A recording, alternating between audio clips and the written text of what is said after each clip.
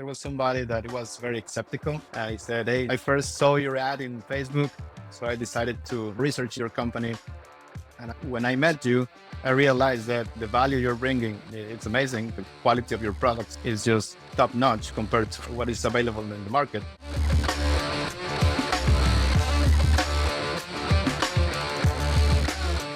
Hi, everyone. Welcome to Inside Spray-Net, where we feature the team behind the magic. I'm Carmelo, founder and CEO of Spray-Net. I started this company back in 2010, and shortly after, we began formulating our own proprietary coatings. Over the years, we've secured 4 patents on our processes and chemistries and built an incredible network of franchisees all across North America.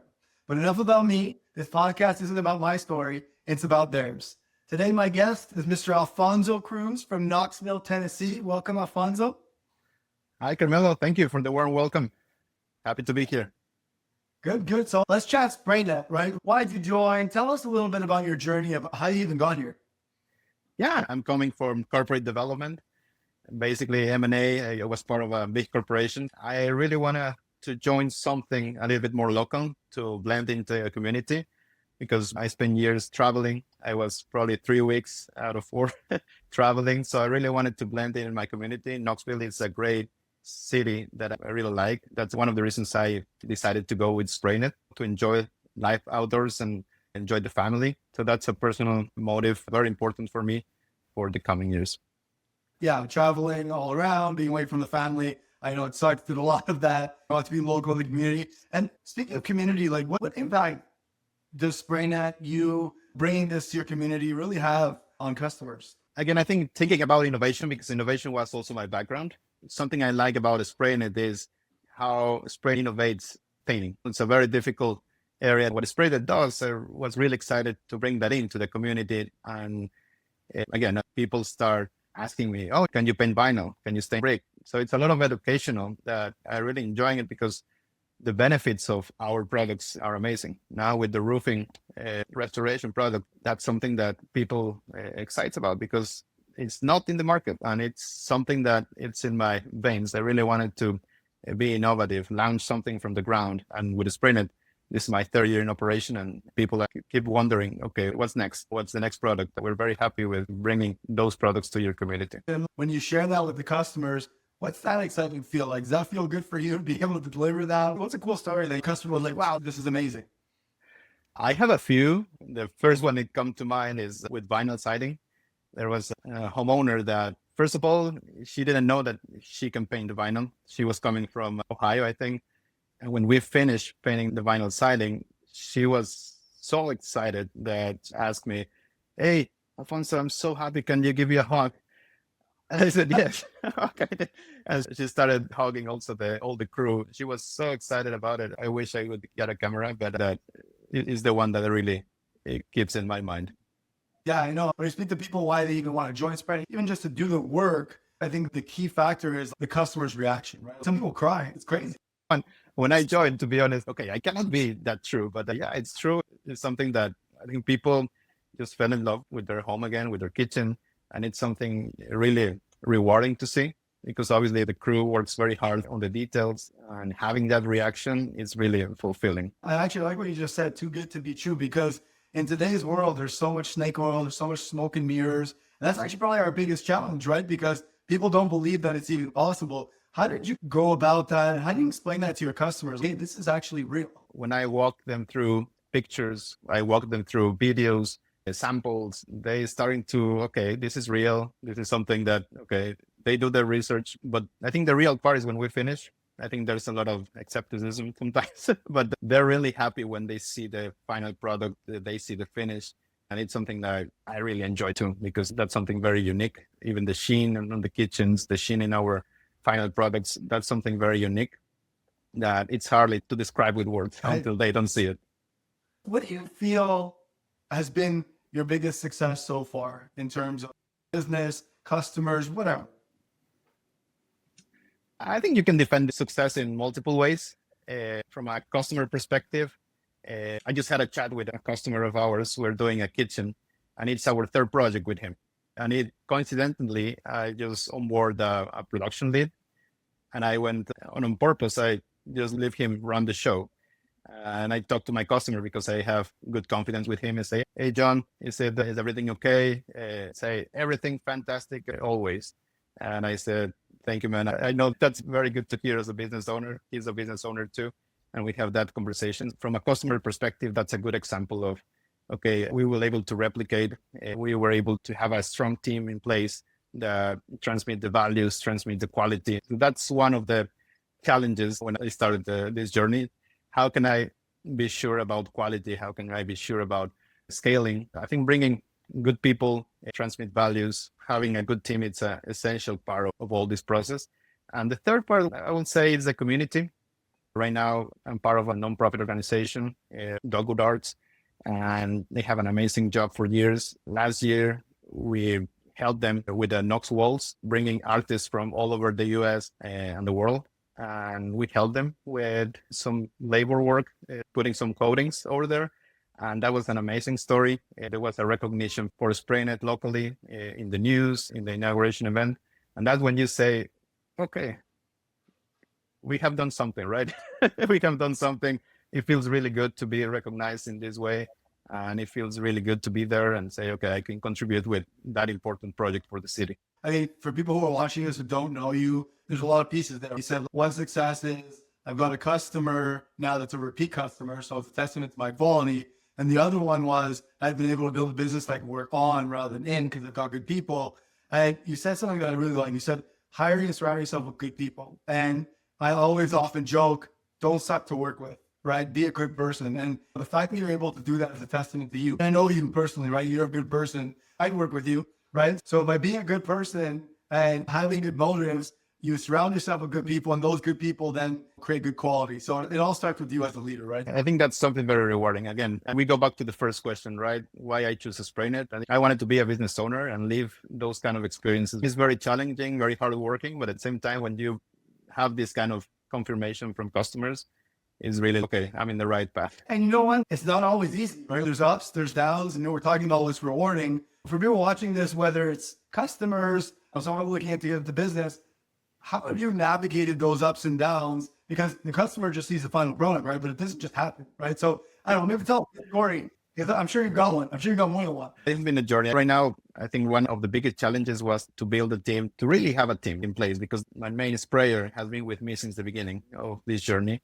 He's a great guy, but we have been recruiting a lot of people. It takes time. It takes time to really recruit people. I think from experience, you say this person probably will be a good fit for the team.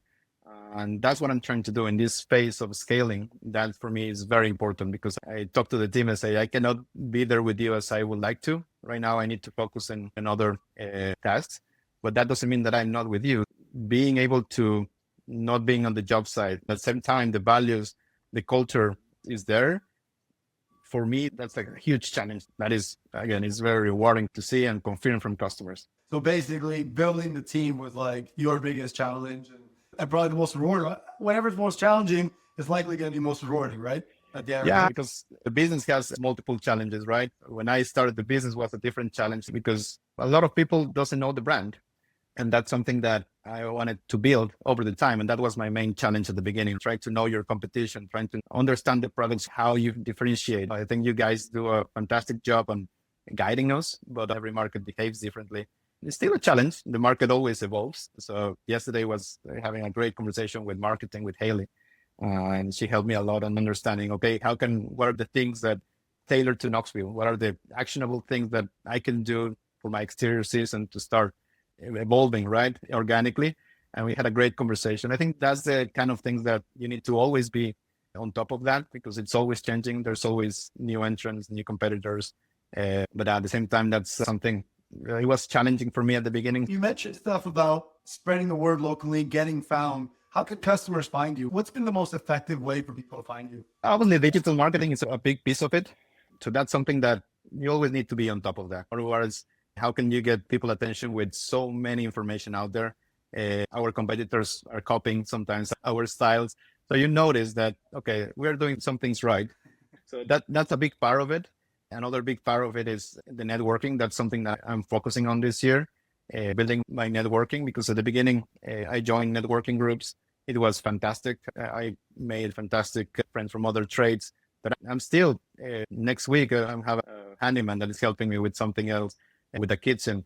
So I think those relationships are really valuable. And to me, that's something that I believe if I put my efforts in, it's going to be very sustainable for the coming years, in all our products and all our services.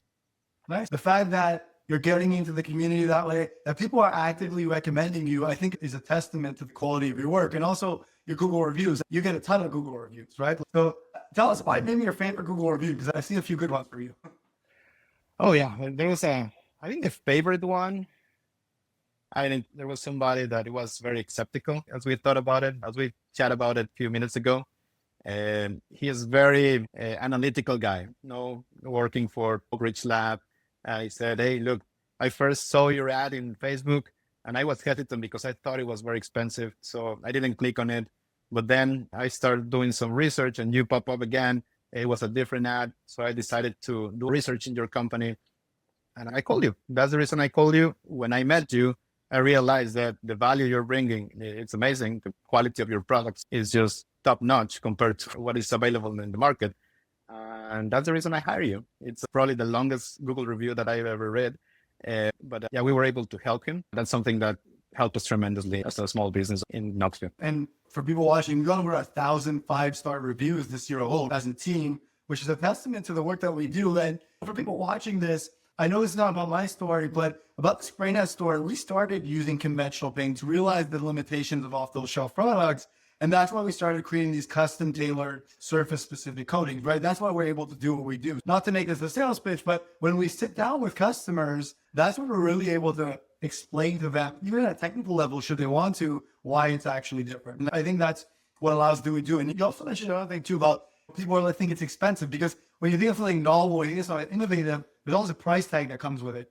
I think the beauty of it and what makes us a no-brainer is we're not really much more expensive than a conventional painter. A little bit more, yeah, but the value that you get is a no-brainer as a result. Correct. And I always talk to the team about it. The key part of it is the team as well. We are going back to people, because it's not only the product, it's the combination of product and the team, because we had some efficiencies. Obviously, the paint does a lot of magic, as we know, but the team needs to be a team, needs to be effective, needs to be delivering efficiencies in the job site. So we are able to meet those requirements. And obviously, it cannot be possible without the paint. I always say to my customers, the whole magic is the chemistry, because the drying times and everything, it couldn't be possible to do a kitchen in one day without the technology we have. And it's funny because people often ask, why are other painting companies doing this? And I said, yes, chemistry is a big portion of it. But like you mentioned, it's chemistry, it's process, right? The team or the execute the process, and the chemistry is formulated for that process. And also another third piece that's important that people don't realize is the equipment, right? So we formulate the chemistry to work with the equipment and the process. So all three of those pieces work in tandem to deliver that magic. So I like that you mentioned that, because it's important for people to realize the fact that we have a franchise model, the fact that we go from formulation to application is what allows us to deliver that magic. So I think let's close on what advice would you give homeowners considering Spray-Net? For people who really care about long-lasting results and do it once, that's why we say it's cost-effective. I always highlight with our clients, they can do cheaper, yes, but how many times they will need to do the same topic again? It's something that is very unique about Spray-Net is the warranty, because we make sure all the preparation is behind it, and that's the whole process behind it to make able to guarantee it in that way. Yeah, and we follow the process. We get the chemistry right. It'll last basically forever. We get a 15-year warranty, just because there's lifetime warranties and 25-year. At some point, we want to make it realistic. 15 years, it'll last longer. And look, like even if something does happen, we do come back. I think customers are happy about that. We are a real organization. We're not fly by night. We're not going anywhere tomorrow morning. Yeah, people are happy when something happened, because it happened. The warranty is there. We'll come back, and customers are really happy, and they refer us again. So that's something very unique, because not a lot of painters do that, and that's something that they like about Spray-Net. And I guess last question before we wrap up, what advice would you give someone getting into business, whether it be Spray-Net, anything? What would be your number one advice? Getting into business, be prepared to be hands-on. I don't see how people be totally absentee in a business. I can see a way to be semi-absentee, but I think the first 1-2 years to be really hands-on, understanding the process, understanding the customer needs. I think that is fundamental. Right now, I'm trying, obviously, I cannot be there all the time as I used to, but I'm hiring people, transmitting the values. But it couldn't be possible if I wouldn't be there the first 1-2 years. To me, that's something that I really encourage people to do. Spend time, know your business, know your numbers. It will allow you to be control and working on the business as we always aspire to. Start a business absentee or semi-absentee or whatever it is. You can aspire to get there as you build your business. But how do you hire someone? How do you hold someone accountable if you don't even know how to do that initially? You have to build the business from the ground up, and then you can get there. I love that you said that. Thank you so much, Alfonso. Really appreciate it. It was a great chat. Thank you, Carmelo.